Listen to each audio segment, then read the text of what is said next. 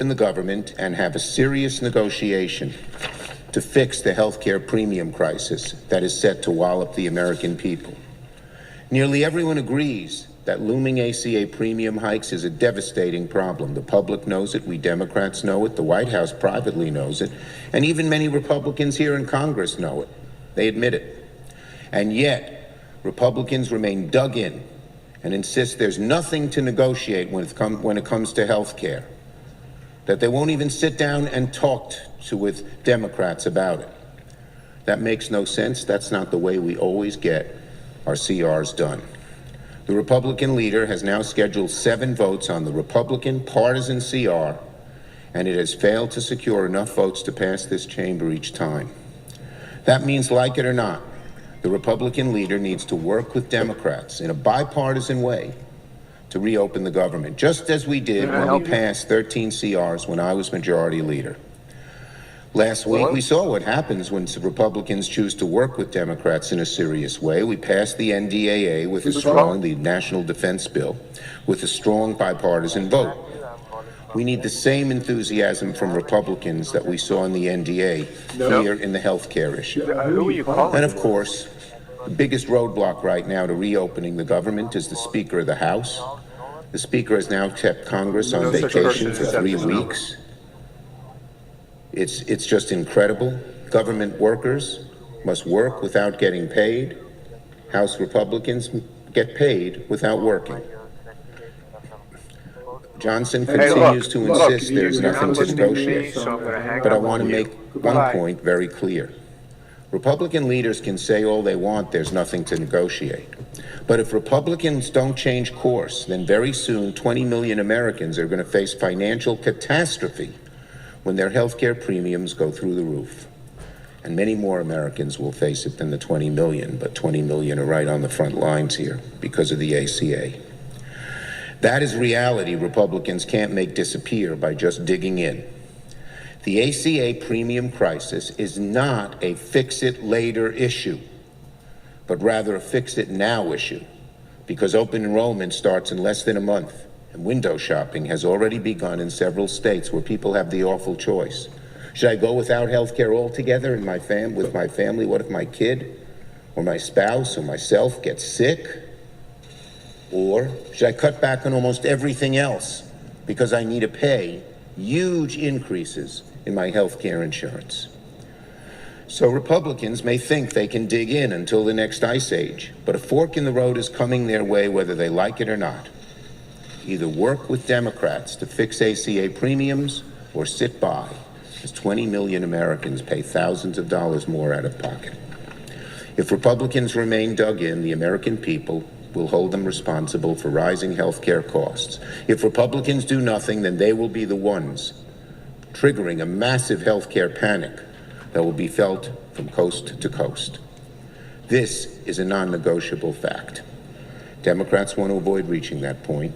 We want to work in a serious way with our Republican colleagues and with President Trump to defuse this health care crisis before it starts.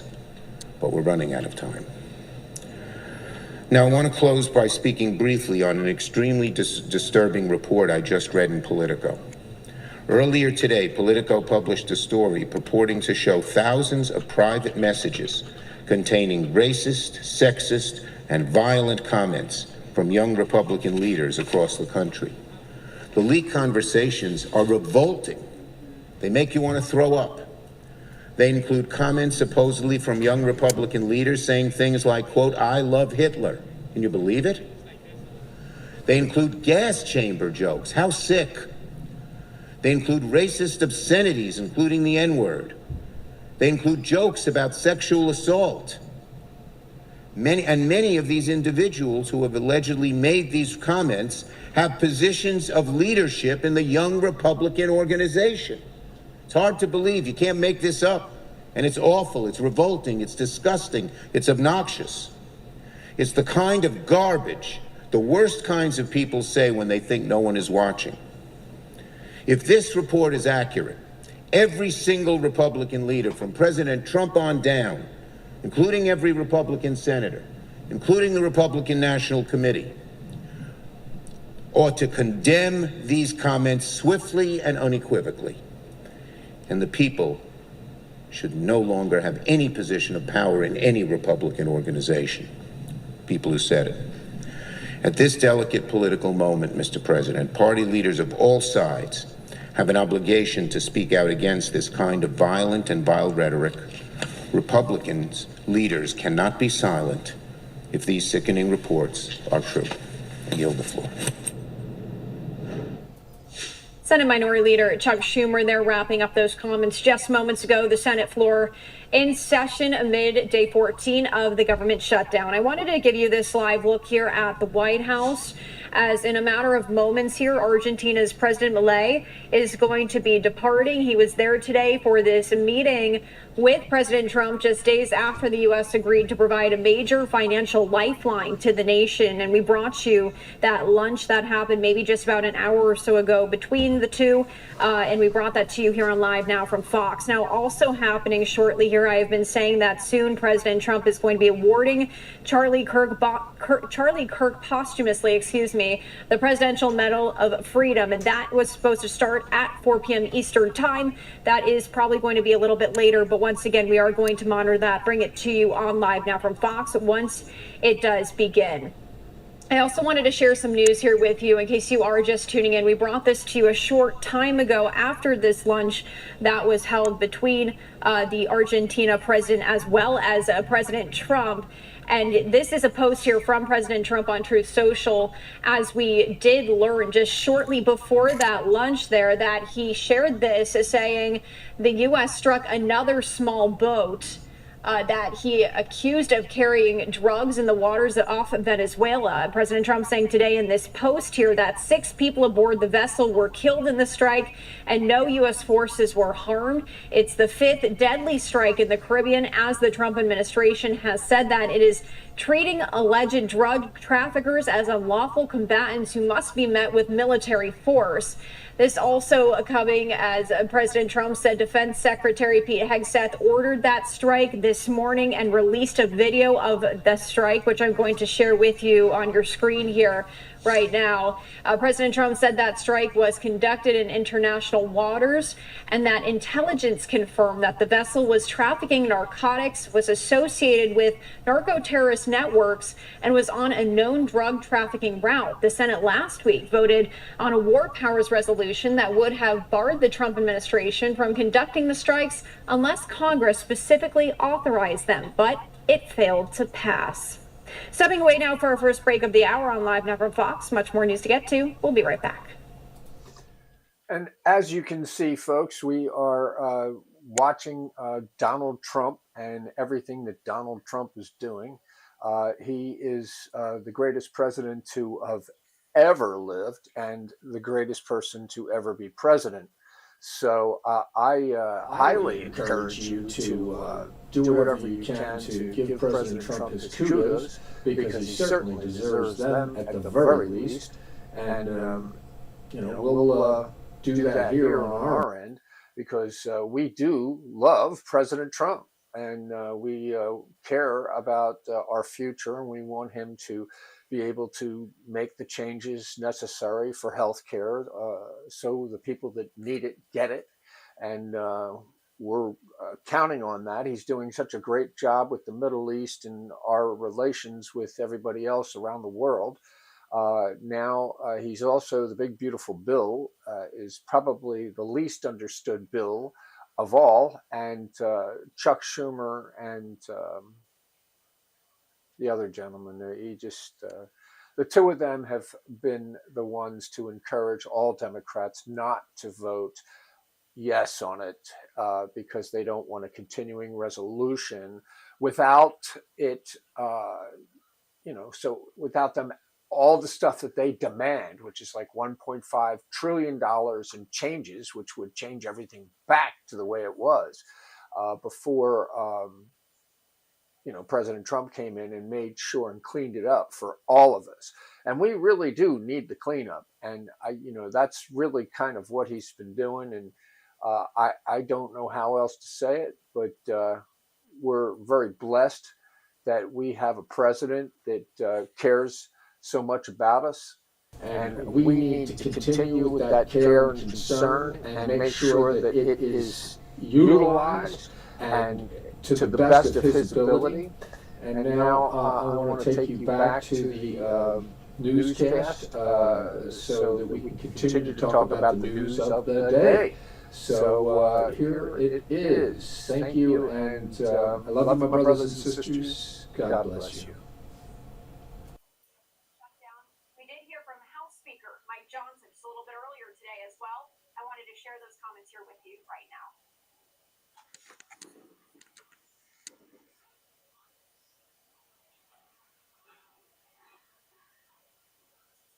Well, good morning, everyone.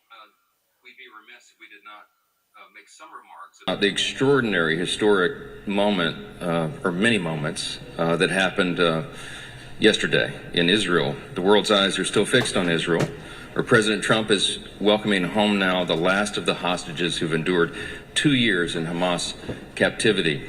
I thought it was remarkable. I saw a video last night of one of the released hostages who made the point that as soon as the election was held in November in the United States, Hamas began to treat him and his fellow hostages much better. They fed them better, they respected them more, they changed the tone of how they treated them, they no longer spit upon them. As he said in his own words, elections have consequences. And he said or implied that the Hamas was counting on Kamala Harris to win and not President Donald J. Trump. But thankfully for the whole world, that didn't happen. And this is an historic moment. It deserves enormous credit and recognition on the world stage. It's truly, truly historic. For generations, we have aspired to peace in the Middle East, everyone around the world, and now President Trump has delivered it. I'm going to make an announcement today. It's the announcement in the U.S. that was made in the Knesset yesterday. I'm proud to tell you that together with my friend Speaker Ohana of the Israeli Knesset, the equivalent of our Congress, we're going to embark upon a project together to rally speakers and presidents of parliaments around the world so that we will jointly nominate President Donald J. Trump for next year's Nobel Peace Prize. No one has ever deserved that prize more, and that is an objective fact. As Speaker Ohana said before the Knesset yesterday, quote, "Whoever saves one life, it is though he has saved an entire world." That's what some of the rabbis there would say, some of the sages he noted would say. It's an indisputable fact that no president has undertaken the work of saving lives and pursuing peace with such determination and with such remarkable success as President Trump. And under his leadership, we are witnessing the dawn of a new golden age, not just for America, but for the entire free world. The world is changed by these actions and strong leadership. American strength is good for free people around the world, as we say always, and peace through strength is maintained. There will be more to share on this in the weeks ahead, but today marks the start of this effort that we'll embark upon together, this joint parliamentary project, and I'm honored to do it alongside our ally and my counterpart in Israel in leading that effort. Welcome to day 14 of the Democrat government shutdown. It's 2 weeks of Democrats in Congress inflicting untold pain on the American people for nothing other than pure politics, as we've explained at this podium every day of the shutdown. Today, Senate Democrats will have their 8th chance to end this mess by passing our clean, nonpartisan continuing resolution, the government funding bill that would end all of this immediately. Over 3 weeks ago, the House passed that bill, and you all know the details of it.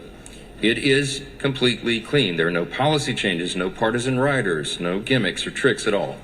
All it does is keep the lights on at the current funding levels for a few extra weeks while we complete the normal appropriations process. Now compare that to the Democrats' counterproposal. They're demanding $1.5 trillion in new spending paid for by American taxpayers. And I want you to be specific. I want us to be specific. I want you to know what that counterproposal includes, because we've not yet gone into all the details of it, because it's large and very absurd. But here's some of the highlights of this. It would reverse common sense reforms that Republicans made in the working families tax cut that keep illegal aliens off taxpayer-funded health care. This is a fact. Page 57, section 2141 of their counterproposal, as we've been posting everywhere. And it would... They would add the illegal aliens, non-citizens back to taxpayer-funded benefits. It would cost taxpayers nearly $200 billion. They would also remove a very reasonable and modest work requirement. Please take your Put on seats. able-bodied young men with no dependents. As we've said, they should not be riding the wagon and taking Medicaid that is intended for. All right, so once again, some comments there from House Speaker Mike Johnson a little bit earlier today. However, we do see this event at the White House where President Trump will be posthumously giving the Presidential Medal of Freedom to Charlie Kirk, now underway here. We do have the live look. Let's head over there. Let's turn up the audio, see if this has gotten underway yet.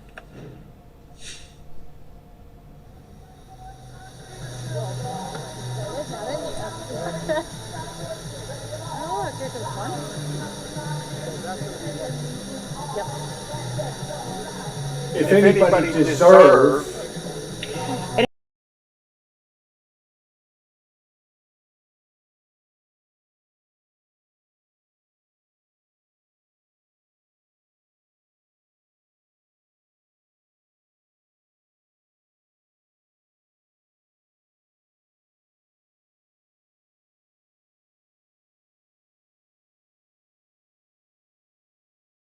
Get this up. We do know Erica Kirk has arrived at the White House, and it does not appear to be pulling up for me here, but we do see this post here from Mikey McCoy, who is the chief of staff to Charlie Kirk and Turning Point USA, that Erica Kirk has arrived there at the White House as well. It says to celebrate Charlie's life and legacy. Today, Charlie would be celebrating his 32nd birthday. Instead, Erica will receive the Presidential Medal of Freedom on his behalf.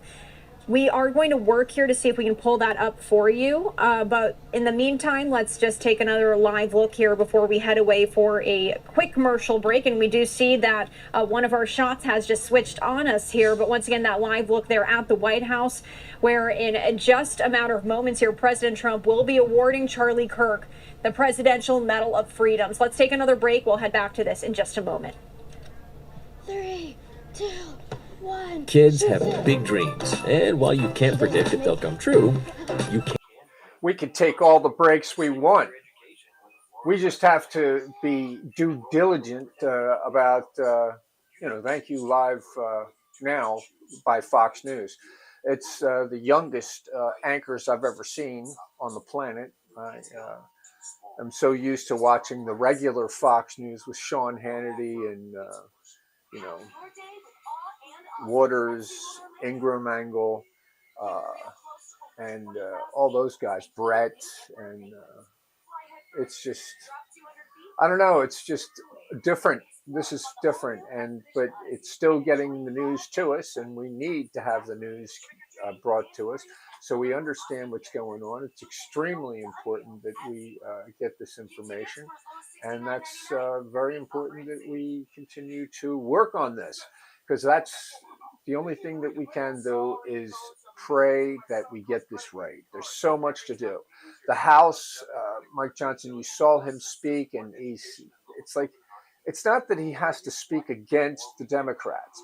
It's that he needs to be able to emphasize that the Democrats are the ones that stopped this continuing resolution from going through.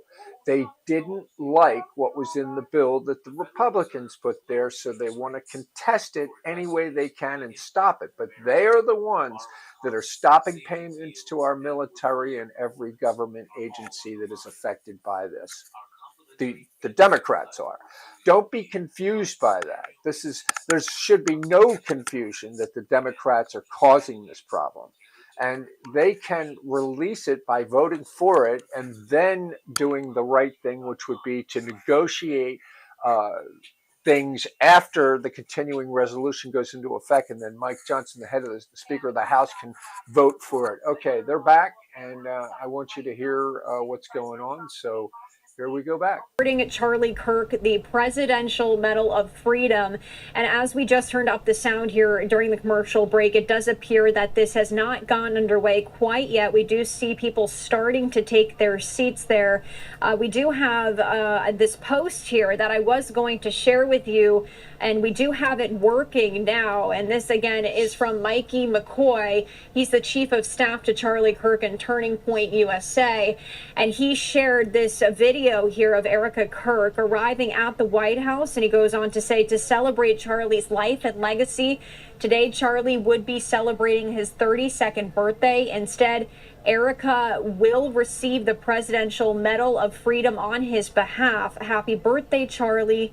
We love you. So here is another vantage point as we can see the audience here, as I just said, now taking their seats. And we actually did hear an announcement when we did turn up the audio a short time ago asking people to take their seats.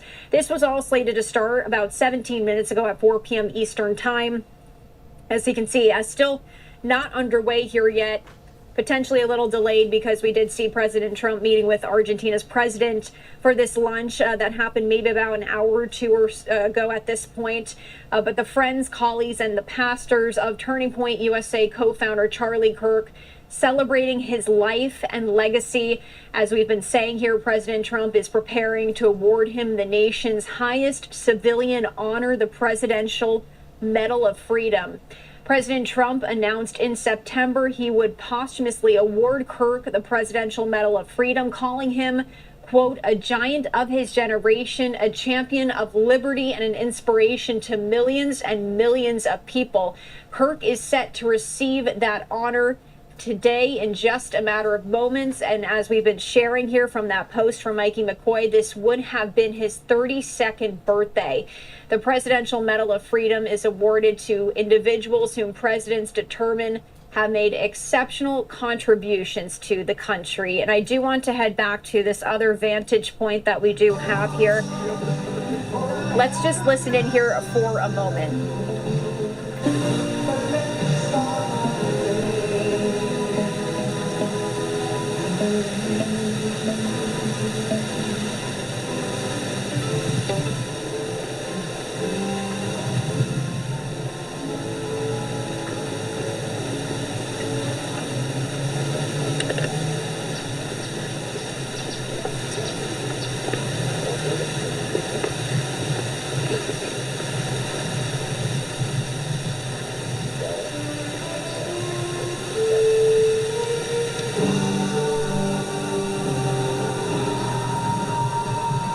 As you can see, we've got to wait for everybody to get their seats, and then when we do that, we'll be able to hear them talk about giving this to Charlie Kirk. That's going to be an extremely important event, and I'm glad you're here with us watching this program, because Charlie Kirk is a wonderful human being, and here to challenge us Americans on our personal beliefs about things in a way that is healthy.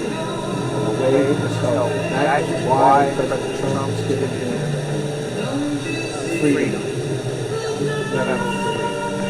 Because he's so good at challenging us and he deserves it. So there's no question about it, and I hope that you enjoy what we're learning here.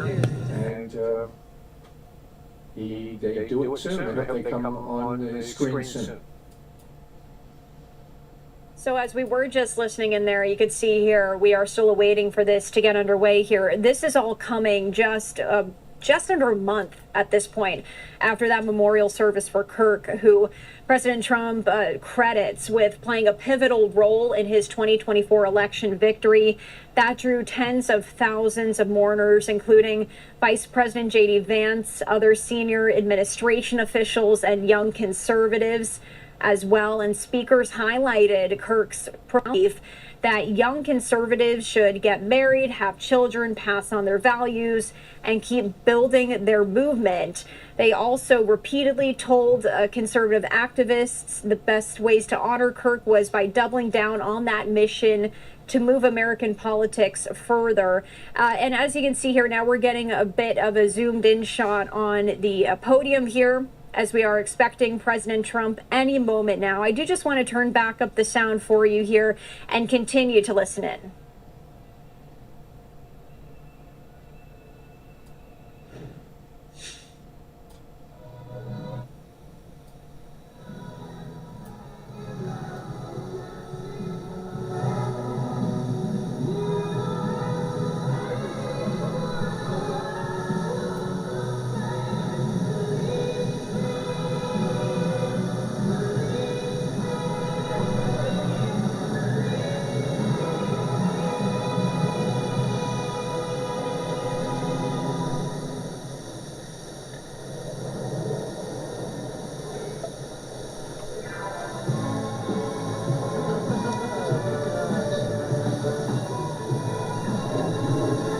With these types of events, there's a whole lot of sitting and waiting around for them to get it right. As we continue to listen in here, we do see in the distance there Vice President J.D. Vance, as we are still waiting for this to get underway here. Several people have taken their seats, and I just want to share this post quickly here. We'll head right back to this live look. But this is the latest post from Turning Point USA that they just put out on their social media platform saying, "A life lived boldly, a legacy remembered forever. Happy birthday, Charlie." So I do want to head back to these live looks. And here's another vantage point that I did want to bring to you. Once again, we're seeing members here of President Trump's family, as well as other officials, as I just said, Vice President J.D. Vance, we just saw in the distance there as well. And we did see Erica Kirk also has arrived at the White House there as well, per that post we were just sharing with you from Mikey McCoy, who is the chief of staff to Charlie Kirk and Turning Point USA. And there is that post there again that I am sharing on your screen here. We do know several of Charlie Kirk's friends also in attendance here. A little bit earlier on in the show, we did a live interview with Jeff Webb, who is Charlie Kirk's mentor, his friend, and a speaker there on the podcast frequently, and he is in attendance. And let's head back to this live look. We're seeing Attorney General Pam Bondi walking in there as well. So other members of President Trump's cabinet arriving. There's J.D. Vance right there. We're also seeing Secretary Rubio as well in the frame. So we do see here a lot of people starting to arrive. Let's just turn up the sound again. Let's let you listen in here as we await for this to begin.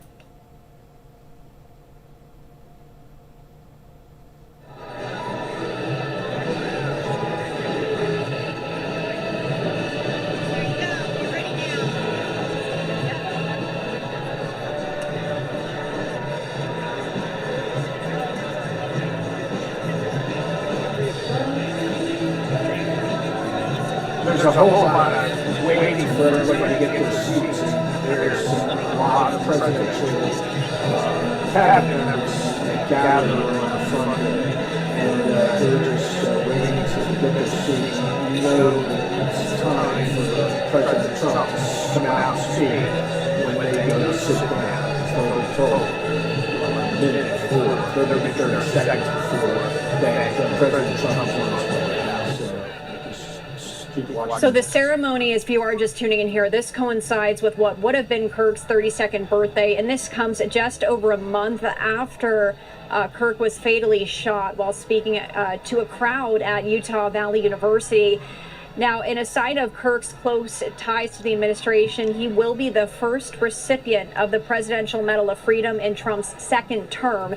President Trump also spoke at Kirk's funeral back in September, calling him, quote, a great American hero and martyr for freedom, which Vice President J.D. Vance accompanied his body home to Arizona on Air Force Two, along with Kirk's widow, Erica. Now, President Trump wrote in a social media post hours before the event that he was moving the ceremony from the White House's East Room to the Rose Garden to accommodate a crowd he said would be, quote, so big and enthusiastic. For some background on this award here, the Presidential Medal of Freedom was established by President John F. Kennedy in 1963 for individuals making exceptional contributions to the country's security or national interests or to world peace, or being responsible for significant cultural endeavors of public and private initiatives. This all coming after President Trump returned just the other day from the Middle East there as well. And we also saw He was meeting a bit earlier today with the president of Argentina. We brought that to you here on Live Now from Fox. That luncheon that was held went just about an hour in length as the president was answering questions from the media. And that is potentially why this may be a little bit delayed here. Once again, this was supposed to start at about 4 p.m. Eastern time. It is now 4:27 here on the East Coast. But let's give you this other live look here. It does look like the camera has zoomed in on the door.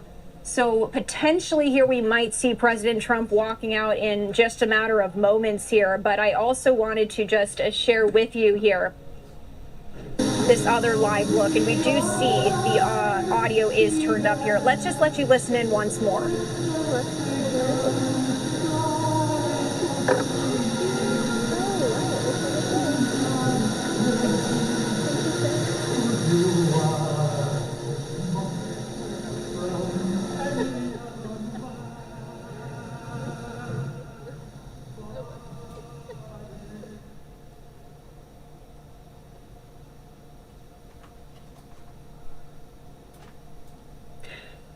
We do see the music has begun to quiet down here, so we are anticipating President Trump at any moment now. We are just going to stay on this shot another moment longer.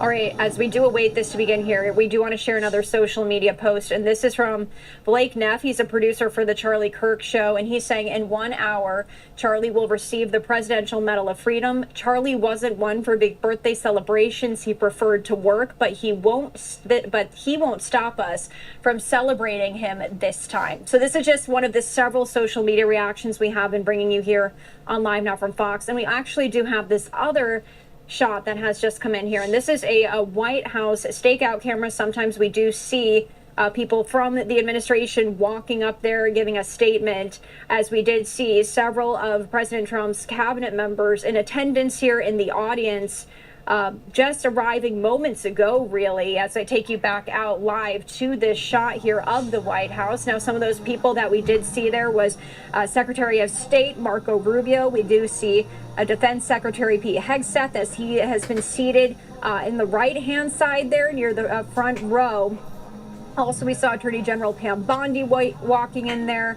Vice President J.D. Vance also in attendance. We also saw members of President Trump's family that are in attendance here today as well. Let's turn back up the sound and listen in.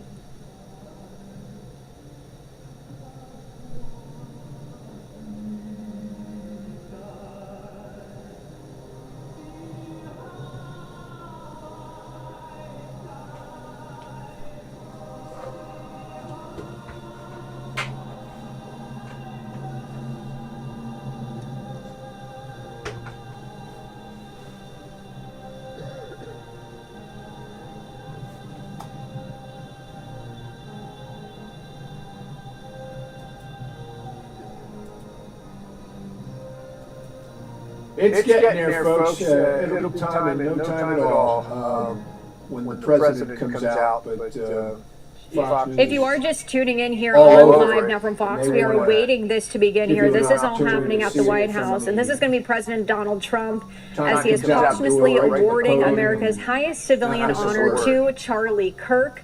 And as I've been sharing here, this would have been Charlie Kirk's 32nd birthday, the ceremony coinciding with that. And this comes just over a month after he was fatally shot while speaking to a crowd in Utah. Now, in a sign of Kirk's close ties to the administration, he will be the first recipient of the Presidential Medal of Freedom in President Trump's second term.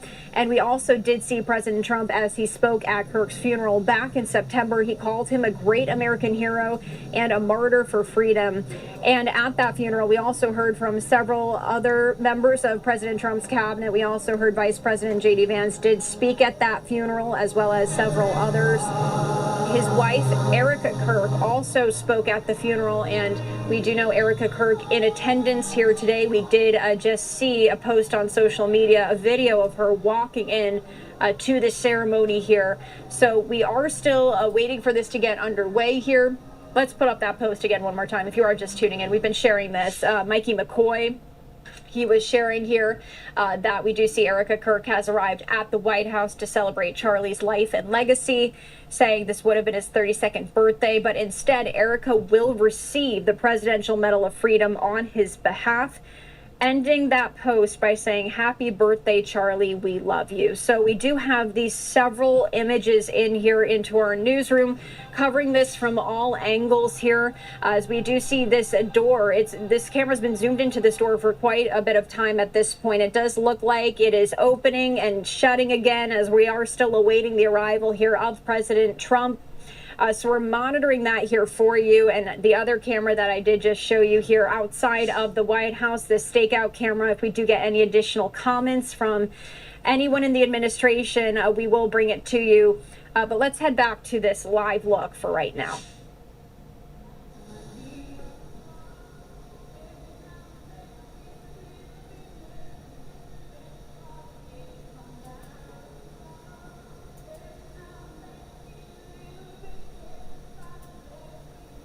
It's going to happen. Have faith. It's just taking a while to get there. These kind of events, he might have been enjoying finishing up his lunch with the Argentinian president. Who knows? But I'm sure it's a presidential level. He's not just keeping us waiting because he wants to.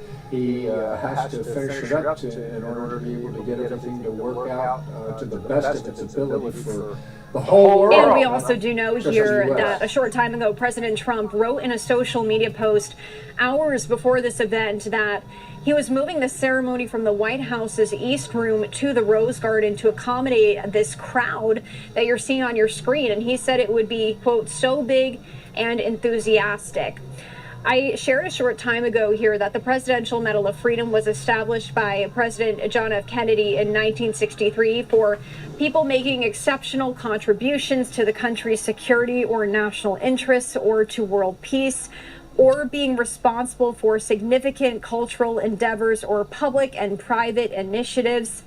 And so we are going to be seeing a President Trump in a short time here as he will be awarding this high honor to Charlie Kirk on his 32nd birthday.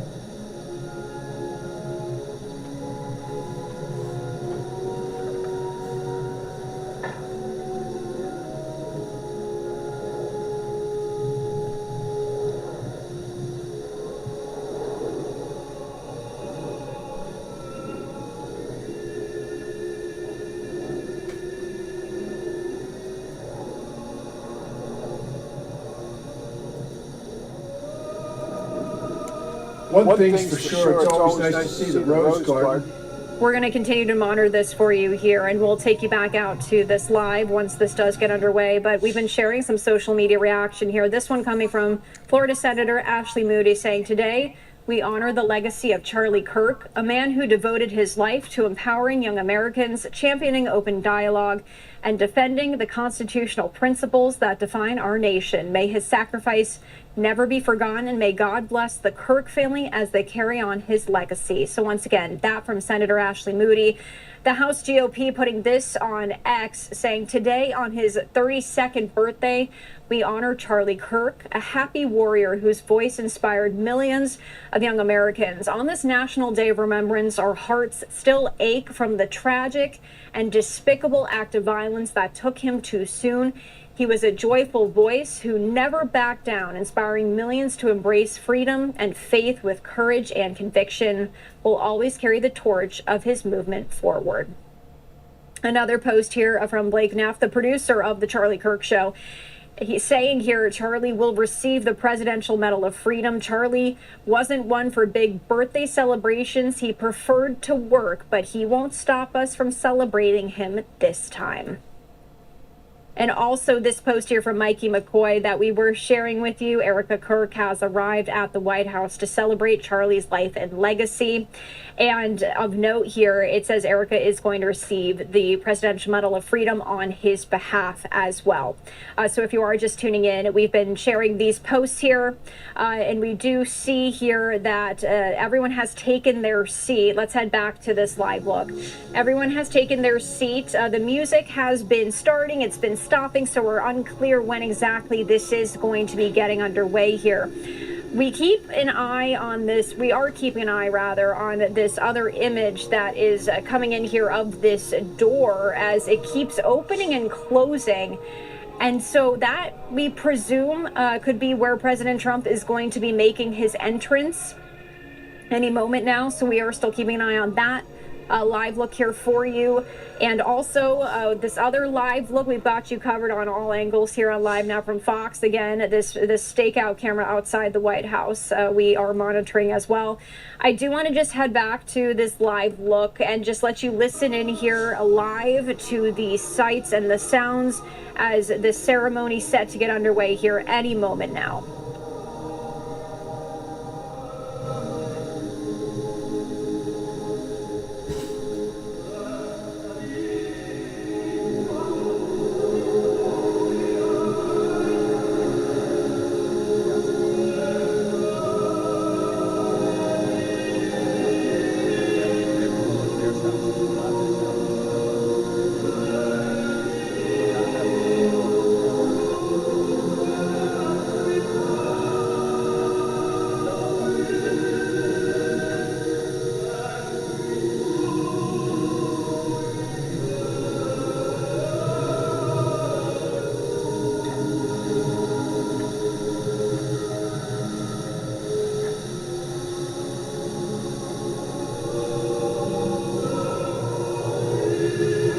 And we do have some more social media reaction coming in here that I wanted to share with you.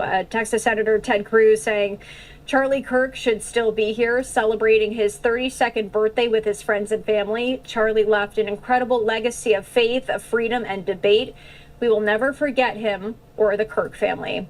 Several lawmakers weighing in here, as this is from Senator Marsha Blackburn, saying Charlie Kirk made a remarkable impact on our nation, and his legacy of faith and freedom will inspire generations to come. He championed respectful debate, invested in millions of young people, and adored his beautiful family. It was an honor to call him a friend. Also, Senator Ashley Moody once again saying we honor the legacy of Charlie Kirk, a man who devoted his life to empowering young Americans, championing open dialogue, and defending the constitutional principles that define our nation. May his sacrifice never be forgotten, and may God bless the Kirk family. So if you do hear us going quiet here on the feed, it's because we do like to search social media here to bring you the latest reactions, but it does look like this event might be getting underway here as we do see everyone standing. Let's listen. Ladies and gentlemen, the President of the United States, accompanied by Erica Kirk.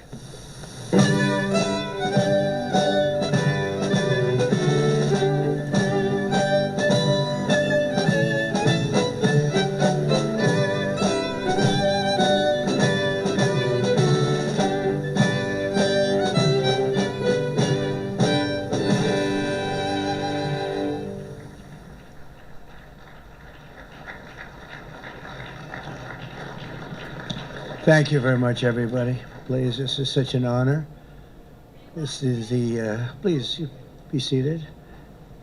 This is the first time we've been at the new and improved Rose Garden, and people are loving it. They're loving it like they've not loved a lot of things. We have the Presidential Walk of Fame, which you just saw, and it just opened. We wanted to get it open for this occasion. We were hoping we were able to get outside, and the weather allowed us to. It was supposed to be a terrible rainy day. I was telling Eric, and God was watching, and he didn't want that for Charlie. He just didn't want that. So it's really beautiful. It couldn't be more beautiful. Today we're here to honor and remember a fearless warrior for liberty, beloved leader who galvanized the next generation like nobody I've ever seen before. and an American patriot of the deepest conviction, the finest quality and the highest caliber, the late, great Charlie Kirk.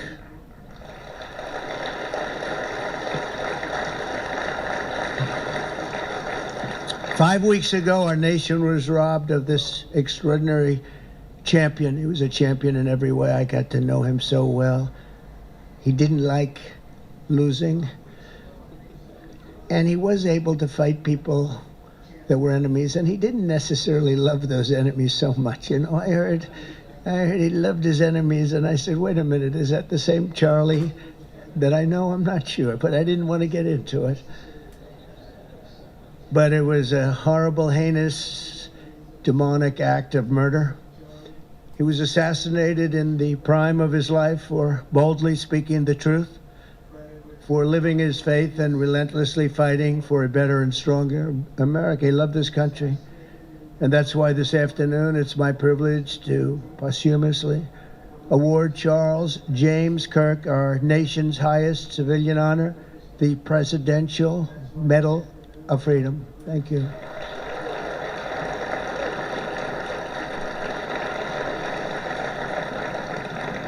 As you know, only hours ago, I returned from a very historic trip to secure peace in the Middle East. People said that couldn't be done. Charlie felt it could be done. Charlie felt it could be done.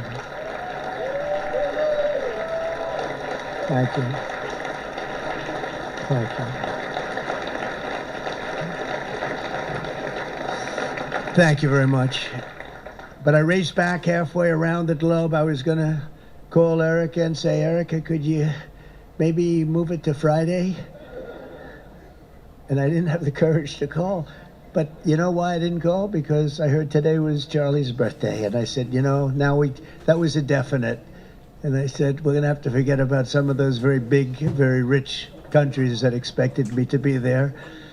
And I can tell you, based on the length of that flight, I wouldn't want to go back tomorrow. But I would not have missed this moment for anything in the world. Nothing. And it's a very important time for our country, and our country is doing so well. It's never done better.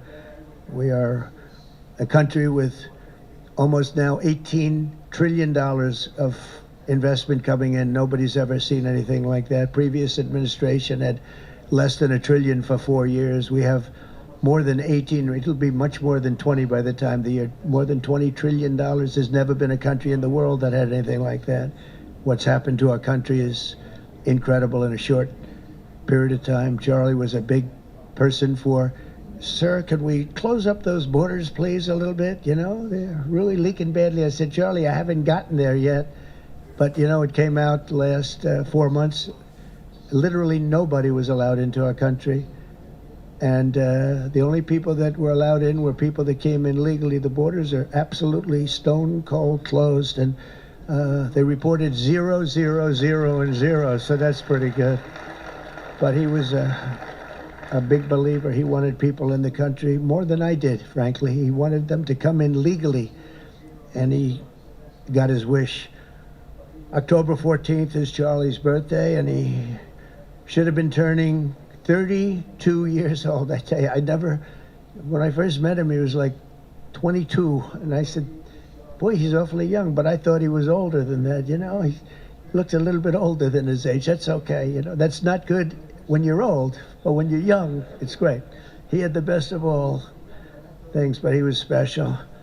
But instead, Charlie is attaining a far more important milestone. We're entering his name forever into the eternal roster of true American heroes. He's a true American hero, an amazing person, way, way beyond his years. And I'm honored to be joined by a woman who has endured unspeakable hardship with unbelievable strength, and that's Charlie's widow, Erica. And I just want to thank you, Erica. He loved you so much. I was with him. Yeah, please. Thank you, darling. Thank you. I was with him before I met Erica, and he told me he was going to get married. He said, you won't believe how beautiful she is. I said, well, then now that I meet her, he's right. But then he also said, and you know what? She's like the smartest person I know. See, they do go together on occasion. Not often. Not often. But on occasion they go together. But he was in love with you. He was deeply in love with you. It's great. Erica, your love and courage have been an inspiration to all of us, and we will always be here for you, and we're always going to be here for your gorgeous, beautiful children, and we'll never forget what your family has sacrificed for our country. Man loved our country. When things were going badly for our country, he was so, as you know, angry. He would get angry because he said it doesn't have to be that way.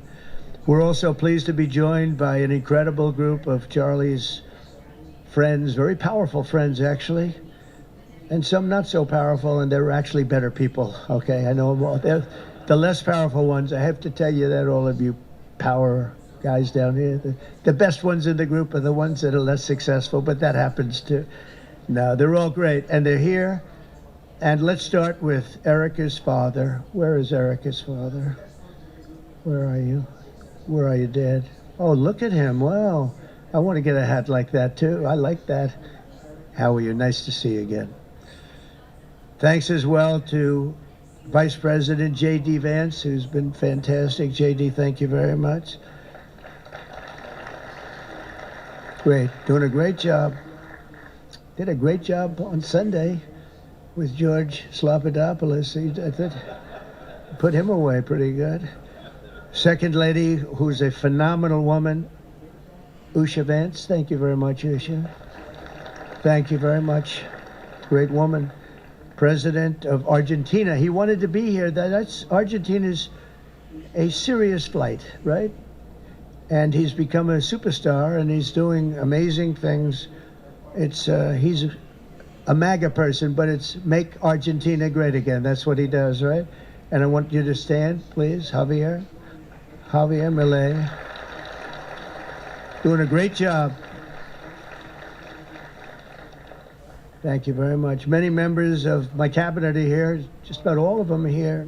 I won't go into every single one of them, but I'll announce a few of the people that have really turned this country around and helped me. Incredible people. Speaker of the House, Mike Johnson. Where is Mike? Mike, what a job you're doing, Mike.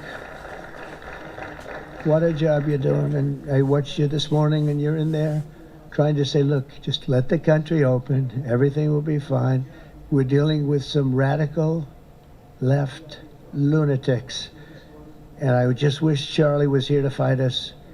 I think the fight would have been over already.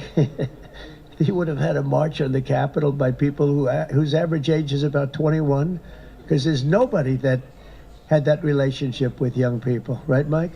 So thank you, Mike, for being here. House Majority Leader Steve Scalise. Steve, thank you very much. A brave guy and a friend. House Majority Whip, another terrific man, Tom Emmer. Thank you, Tom. Senate Majority Whip, John Barrasso. John, thank you very much. Yeah, all these senators, I'm going to get in trouble. I'm not going to read all their names. I'll be reading all day. We'll be talking about Charlie in about 45 minutes from now. We can't do that. So all of the senators, there's so many of you, thank you very much. I do want to thank Senator Thune for doing a terrific job. He's really been leading properly. Do you agree, Mike? The team, the two of these guys have been fantastic. So to Senator Thune, I want to thank you very much. Incredible job.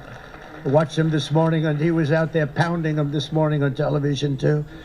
And John Barrasso, thank you for the work you've done, and congratulations on your success.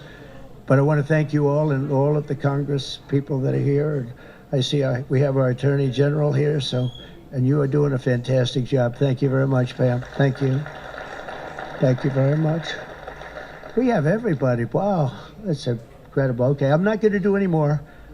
I'm going to be here too long. But I just want to thank you. Have given him such support, but he always gave you such support. That's why you're here. And very unusual. Charles James Kirk was a visionary and one of the greatest figures of his generation. He was truly an amazing figure. And and growing leaps and bounds. He knew that the fight to preserve our heritage is waged not only on the battlefield and in the halls of power, of which we have tremendous power here, including the head of a place called War. We call it now War. We had Defense. We had our Secretary of Defense. Now we have a Secretary of War. And somehow I think it's more emblematic, and hopefully we'll never have to use war, but the fact that we're ready is very good. Peace through strength is very important, but also in the hearts of our nation's youth. That's where Charlie rode strongest. At age 18, that insight inspired Charlie to found the organization that ultimately touched the lives of millions and millions of people, and so many young people that nobody's ever seen anything like it, frankly. Turning Point USA. It's amazing, and it's actually bigger now. It's become bigger in the last few weeks than Charlie ever thought. I think his end vision in many years from now would have been just a fraction of what it turned out to be in a couple of weeks, right? It's amazing. With hard work and joyful spirit and endless enthusiasm and determination. And he did have great enthusiasm. You know, I always say you need enthusiasm to be successful. He had great enthusiasm. Charlie grew Turning Point into the largest conservative youth organization in the entire country. He forged a personal bond with countless young conservatives. He fought for free speech, religious liberty, strong borders, and a very strong and proud America. In everything he did, he put America first. He really put America first. And ultimately, Charlie became more than a leader of an important organization. He became the leader of historic movements all over the country. There were movements, individual movements, one movement, but it was historic. Everything he did was historic, and a true evangelist for the cause of freedom and the word of Almighty God. God was very important to Charlie. He would say, you know, if you don't have religion, you're not going to have a strong country. It's true. He was so wise beyond his years. You know, I talk to him sometimes and say, this guy is like a young guy. He was really a wise man.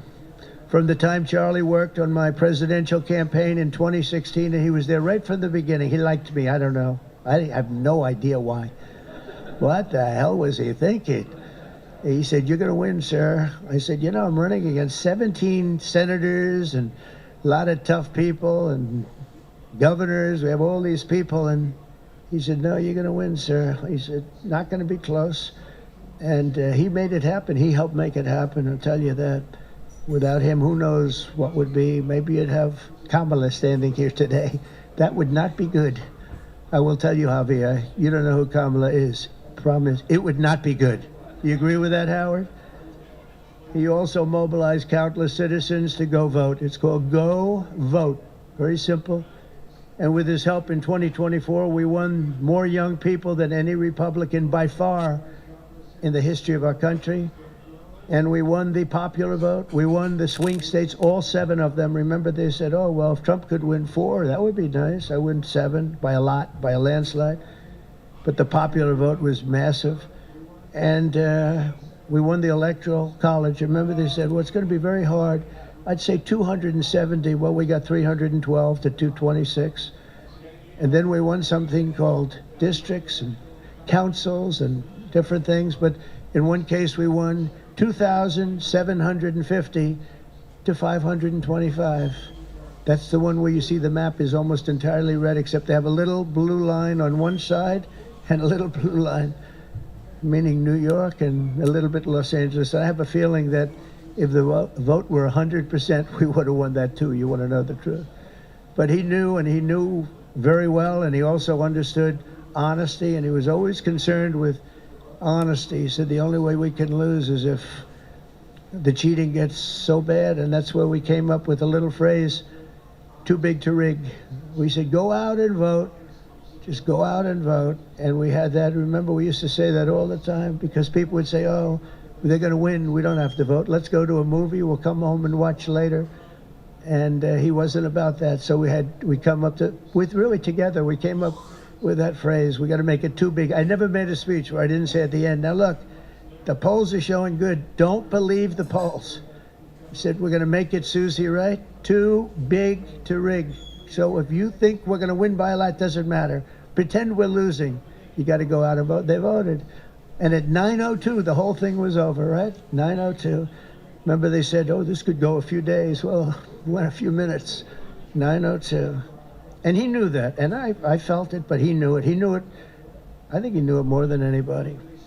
But Charlie never missed an opportunity to remind us of the Judeo-Christian principles of our nation's founding or to share his deep Christian faith. In his final moments, Charlie testified to the greatness of America and to the glory of our Savior, with whom he now rests in heaven.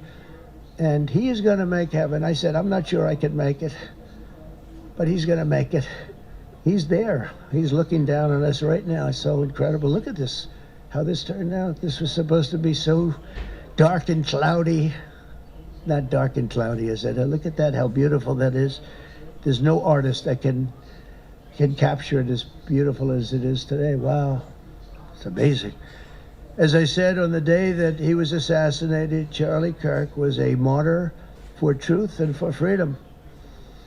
And from Socrates to think, and to St. Peter, from Abraham Lincoln to Martin Luther King, those who change history the most, and he really did, have always risked their lives for causes they were put on earth to defend. He was put on earth to do exactly what he was doing. He didn't want to waste time. He would have been a top student at any college in the country. I know the college as well. He's smarter than the guys there. He was so smart. But he almost, I guess, didn't have the time. He knew what he wanted to do. It wasn't like, gee, I want to sit in the classroom for 4 years listening to people teach me liberal principles, because they were never going to teach him that anyway. But he didn't have the time. He really didn't have the time. But every time the enemies of goodness and virtue tried to silence the voice of righteous and noble leaders like Charlie, they failed. They seem to fail. Ultimately, they look like they're doing well, and then they end up failing, because the truth has been unrelenting over the years, over history. And people like Charlie, it's just they've got a power that others don't have, and very few people will ever have. So today, like those martyrs before him, Charlie's voice, his message, and his legacy are stronger and greater than ever before. They are greater than ever before. Look, this is a horrible event, but it brought out the greatness of Charlie. Nothing could have ever supplanted this. It's incredible the way people are talking about him, and with great love. I mean, I read so many stories about some of the enemies, but I watch the enemies, and it's hard for them to speak badly about him because they just don't. And then you do have people in the days since Charlie's killing. We've seen exactly why our country so dearly needed his example. We've watched legions of far-left radicals resort to desperate acts of violence and terror because they know that their ideas and arguments are persuading no one. They know that they're failing. They have the devil's ideology, and they're failing, and they know it. They feel it, and they become violent. They seem to become very violent on the left. They've rammed vehicles into federal law enforcement, fired sniper rifles at ICE agents, and me, you know. But I made a turn at a good time. I turned to the right. Charlie couldn't believe it, actually. He said, how the hell did you make that turn? I said, I don't know. But fired rifles and threatened the lives of our Supreme Court justices, our great justices. They have to be protected. We just issued a lot of money, $60 million, to protect the Supreme Court justices. Very important. We can't let anything happen. In places of worship, we're protecting our people. We've seen that a candidate for Attorney General in Virginia boasted that he would want to see the Republican legislature, a legislator in Virginia, shot in the head and to see his children murdered. He actually said this. And now he continues to run for office, and most people continue to back him, but he said he wants his man shot. He said shot in the head and to see his children murdered.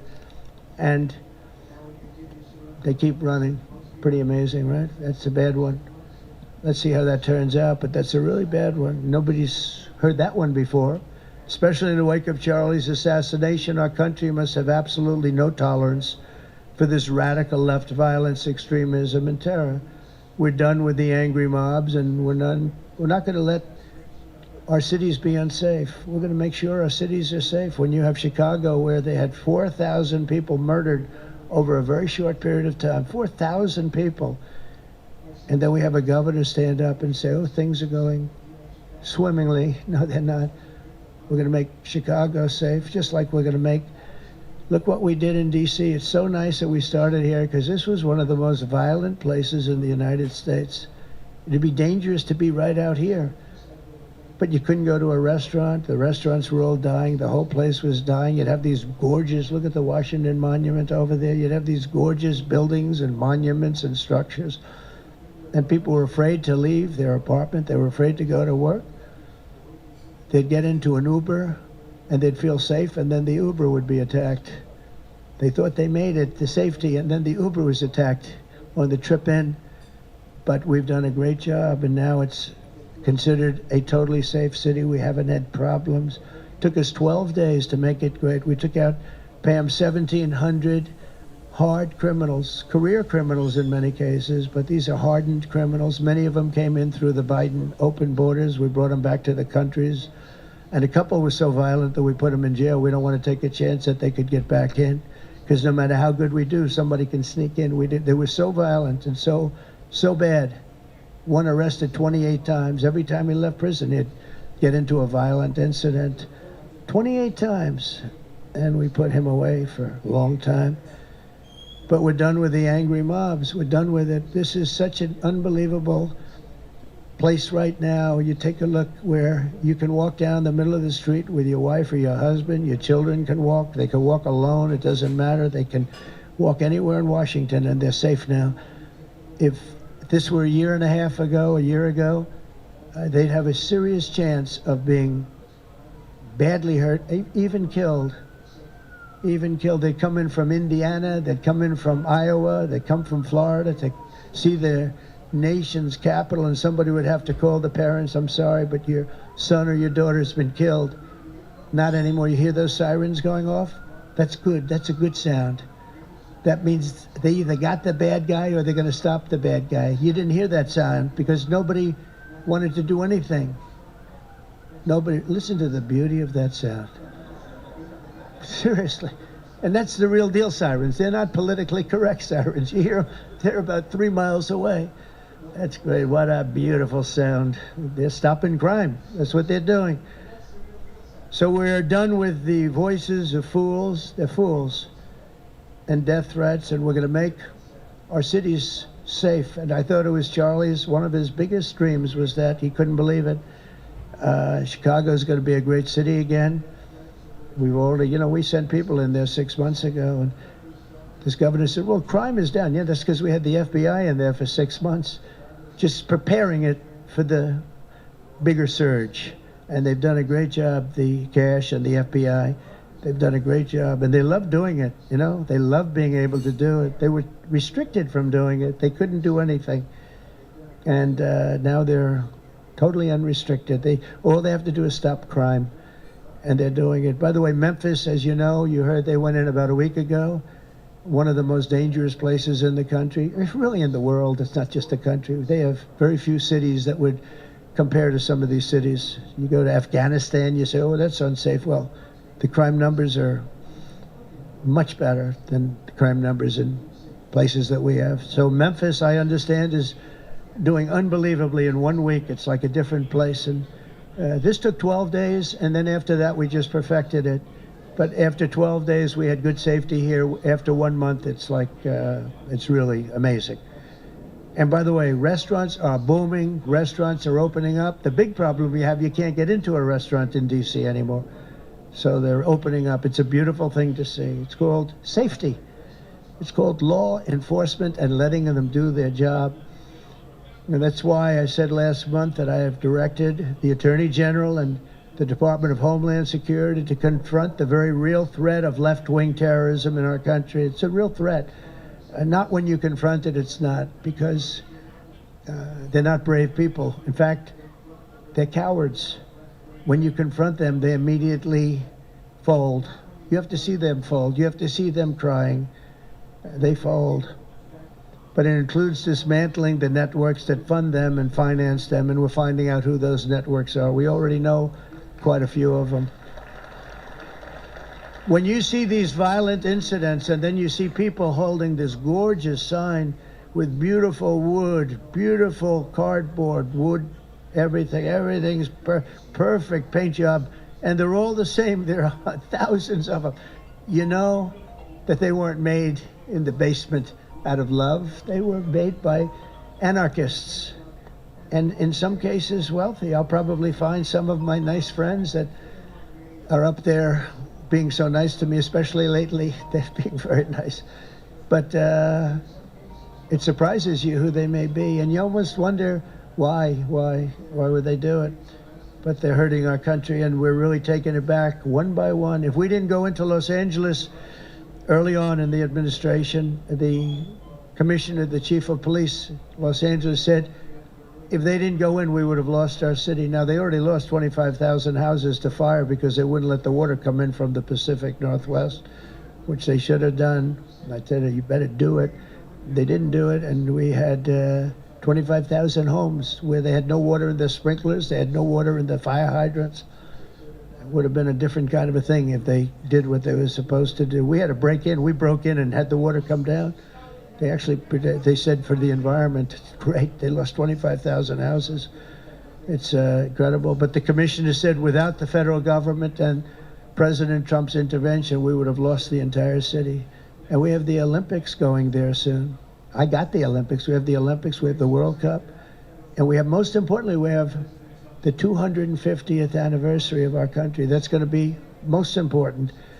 And all of these things are happening. And we're going to have safe cities. We're going to have very, very safe cities. So 1 month after Charlie's death, we still feel the terrible shock and the pain of his loss, like just about nobody I can think of. Charlie Kirk was one of a kind. He was unstoppable. And he really was. Boy, when he had an idea in his head, he would call me, sir, please, you haven't done it yet.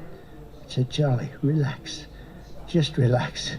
He didn't relax. He'd call me the next day again. It got it done.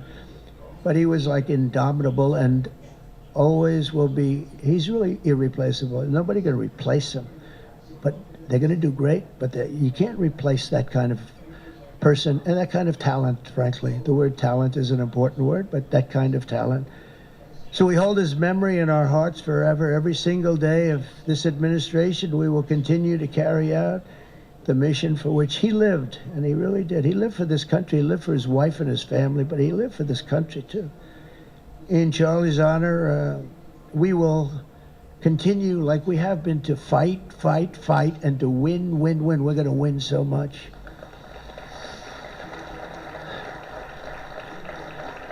So, the Presidential Medal of Freedom is a big deal. You have the Congressional Medal of Honor, military, and the Presidential Medal of Freedom, which is civilian. And the Presidential Medal of Freedom is a really big deal. Very few people get it. Very few people, frankly, qualify. It's a decision of the president, but it's a qualification that's a very hard one to get.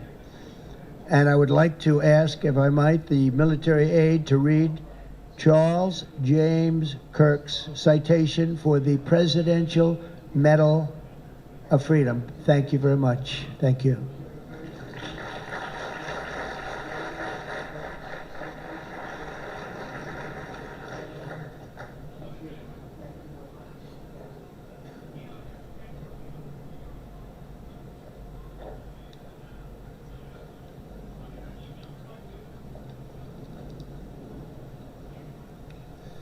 The Presidential Medal of Freedom is awarded to Charles James Kirk.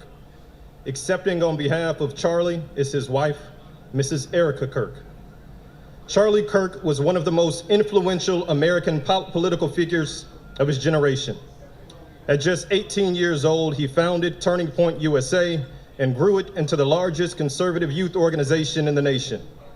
For over a decade, he tirelessly traveled the country, leading a movement to restore respect for our founding principles, reawaken our national identity, and inspire a renewed spirit of religious devotion. He was one of the great debaters and communicators of his time. Despite receiving repeated threats, he remained undeterred and modeled courage, logic, humor, and grace to the next generation. On September 10th, 2025, at age 31, Charlie Kirk was assassinated while addressing a group of students. The United States honors him as a martyr for truth and freedom.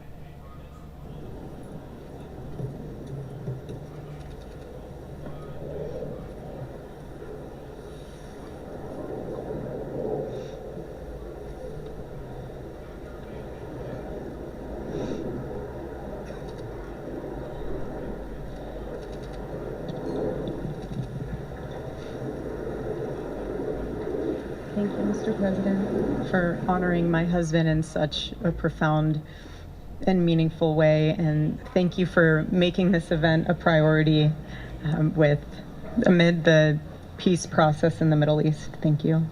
Very grateful. Charlie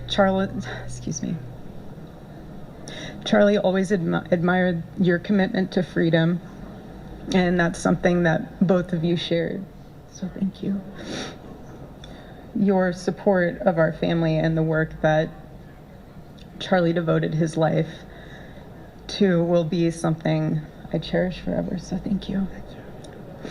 To our gracious First Lady in her office for making this event possible, thank you as well. It's beautiful. To Vice President and the lovely Usha Vance, your friendship has been an unbelievable encouragement. Thank you. And to all our friends and family that are here and watching from all around the world, thank you for loving us. Thank you for praying for us and for believing in what Charlie believed in.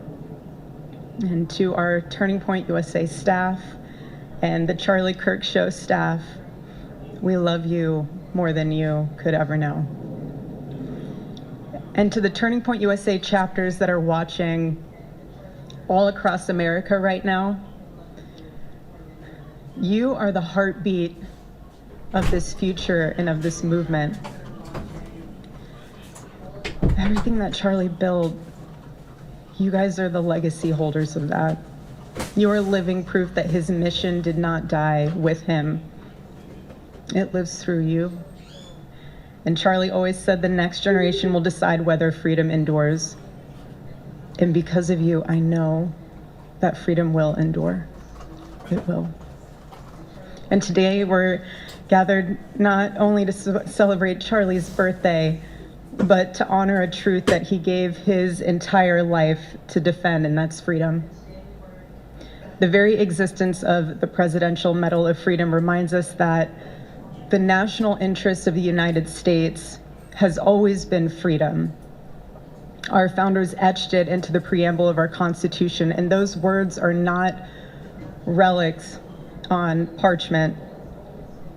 They are a living covenant. The blessings of liberty are not man's invention, they are God's endowment. Charlie lived for those blessings, not as abstract words, but as sacred promises. He used to love to journal about this topic all the time, and with such a heart postured of gratitude. And he believed that liberty was both a right and a responsibility. And he used to say, freedom is the ability to do what is right without fear. And that's how he lived. He was free from fear. He was free from compromise, free from anything that could enslave his soul. His name, Charles, literally means free man. And that's exactly who my husband was. He was a free man. And from the time I met him, sitting across from him, being interviewed on politics and philosophy and theology, anything that Charlie loved, any topic he loved, and I just saw the fire in his soul, and there was this divine restlessness within him that came from knowing God placed him on this earth to protect something very, very sacred for all of us. And he never stopped fighting for people to experience freedom. He didn't. Charlie often said that without God, freedom becomes chaos. And he believed liberty could only survive when anchored to truth. And I remember in one of his speeches, he told the audience that the opposite of liberty isn't law. He said it's captivity. And that the freest people in the world are those whose hearts belong to Christ. But what's so powerful is that Charlie had the ability to communicate so brilliantly across all generations. And he reminded us that in a world that tells us freedom is doing whatever you want to do, the real freedom is the power to live freely and to do what is right. And in one of his journal entries, he wrote that he wanted everyone to know that you can't have liberty without moral responsibility. Freedom divorced from faith eventually just destroys itself. And what's so fascinating about all of this is looking back these past 12 years of Turning Point USA and his mission, there's almost this veil of sacredness. Because what I realize is that while he was building an organization, he was also building a movement, one that called people back to God, back to truth, and a movement that was filled with courage. And ironically, for a man who impacted millions, Charlie never desired to be the center of attention. He just wasn't. My husband was not a man of extravagance. He loved simple but deeply meaningful things. Truly. He loved his late night walks. He loved buying more books than he could ever read because he felt there was no such thing as a book budget. And he loved being able to read to our kids the same bedtime story on repeat because he knew it was their favorite. But to him, that was special. And he loved to sit in the sun on a Saturday morning with his cup of decaf coffee, and his phone was off because he was honoring the Sabbath. And for him, it was that moment to catch his breath and just be in peace because he was unreachable at the moment. And he preferred quiet birthdays. But that never stopped me from telling him. I told him every single year, I said, baby, I love your birthday. I said, because it's the day that God knew the world couldn't go another day without you.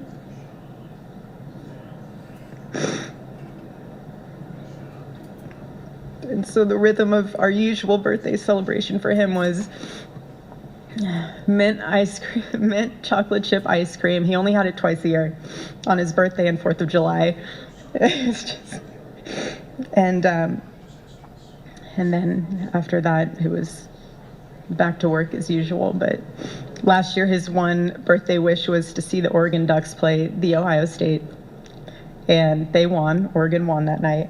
And it was by far one of the most memorable nights of his birthday experience of his life until today. And so, honestly, President Trump, I have spent 7.5 years trying to find the perfect birthday gift for Charlie.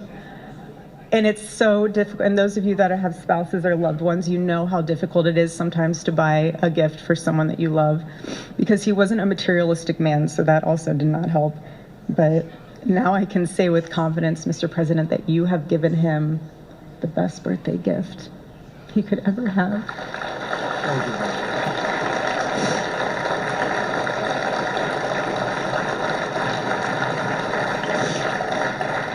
It's such an honor and the recognition of a life lived for defending freedom.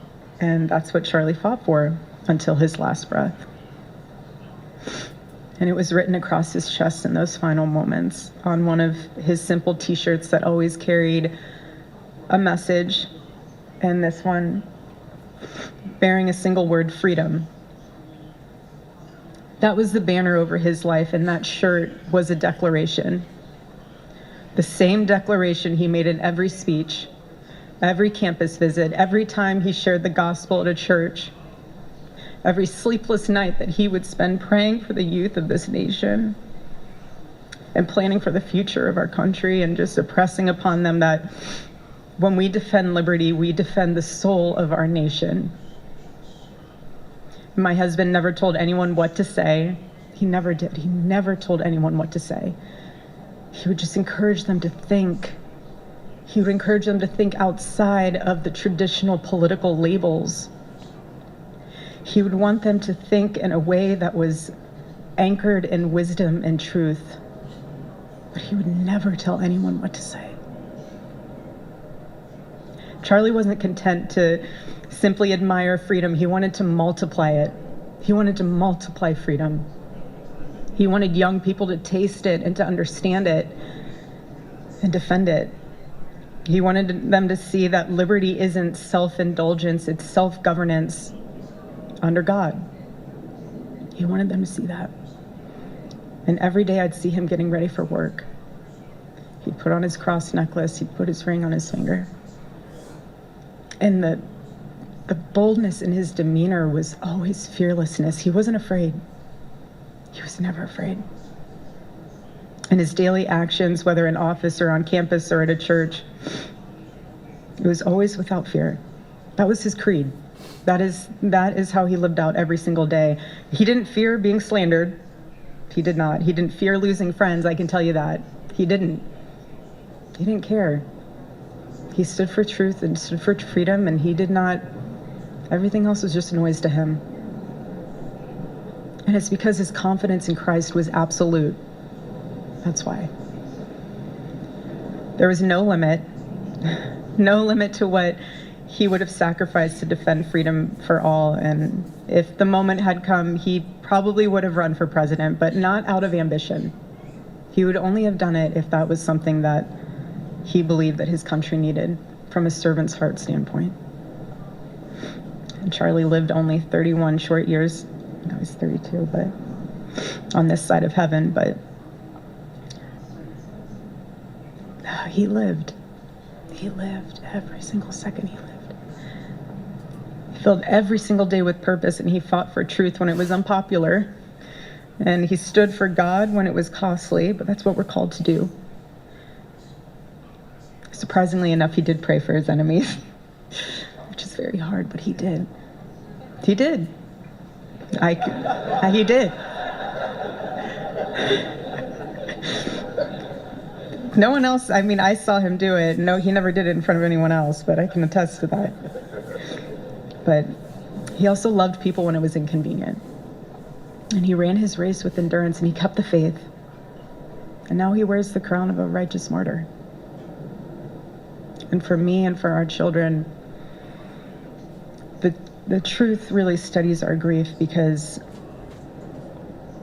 heaven gained what earth could no longer contain. A free man made fully free. And to all watching, this is not a ceremony. This is a commissioning. And my message is simple. I want you to be the embodiment of this medal. I do. I want you to free yourself from fear. I want you to stand courageously in the truth. Listen for the still, small voice of God. And remember that while freedom is inherited in this country, each of us must be intentional stewards every single day. God began a mighty work through my husband, and I intend to see it through. And the torch is in our hands now. It's in mine, it's in yours, it's in all of yours, it's in all the students with Turning Point USA. And before I close, I'll share with you that I asked our daughter what she would like to say to Daddy for his birthday. Excuse me.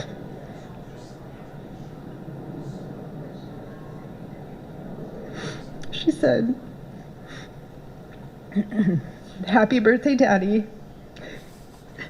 I want to give you a stuffed animal.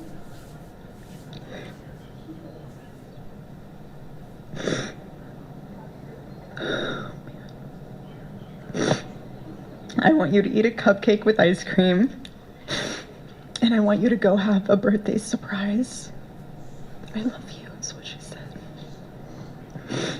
And while our son is precious, he can't yet speak, in classic Kirk family fashion, his actions spoke louder than his words, and his gift to you, Charlie, and myself for that matter, was deciding to become the man of the house and be fully potty trained at 16 months. But Charlie, baby, I know that you're celebrating in heaven today, but gosh, I miss you. We miss you, and we love you, and we promise we'll make you proud. And Charlie's life was proof that freedom is not a theory, it's a testimony. He showed us that liberty begins not in the halls of power, but in the man of a heart surrendered to God. And so today, as we honor Charlie with this incredible Presidential Medal of Freedom on his birthday, I stand here with tears and just a humbled heart and spirit, because his story reminds us all that to live free is the greatest gift, but to die free is the greatest victory. Happy birthday, my Charlie. Happy Freedom Day. God bless you.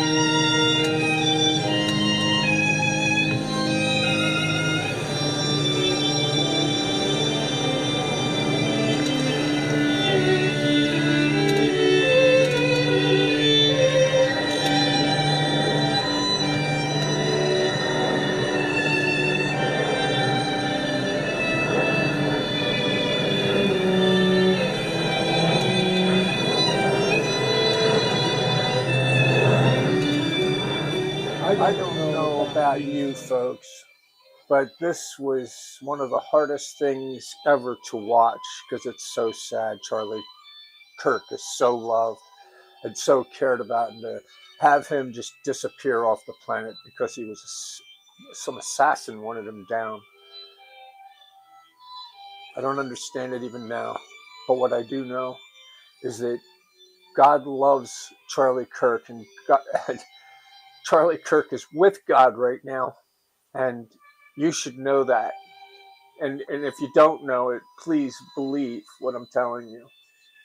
God loves Charlie Kirk, and that's just how it works. That's the way it's going to be, and there's nothing else we can say about it, folks.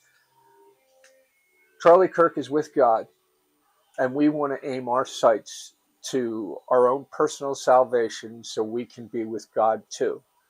So acknowledge the fact that he died on the cross for all of our sins, and he rose again in 3 days, and he ascended to heaven, and he did it for all our sins of all time, for all of mankind. So I want you to hear the prayer that God was asked when he first was asked, "How do I pray?" And the Lord responded with the following video, and this will conclude today's broadcast. But I thank you for tuning in, and I love you, my brothers and sisters. In Jesus' name I pray. Enjoy.